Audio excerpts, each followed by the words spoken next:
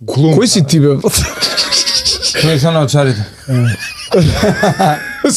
Потајно секојаш, да. Ама не мислевме дека е доено времето да правим. Моравме да не прифатат, па да можеш да правиш смешки. Прво сме глумци, секојаш сме прво глумци. Дека сме комичари ни дава можност да се бавиме и со стендап. Сега ќе беше многу јако да извадам. Да, но ќе беше јако, ама не сме спремни. Здраво, ќе дое државниот јавен обвинител, ќе седи овде да не се збори за него. Викам брат, ти знаеш што на тука седи со аплоз кој има проблем, никој не дава. Викам да го менјаме. И ја викам, а вие мене двајца другари, ако може нешто да направите побрзо да ги уапсат. Тој излагал весници, еве го тој отишол на стендап, а не завршил таа работа. Свеќаш човекот супер, дојде си супер дошол. позитивен, се насмеа на смешката, баш добар.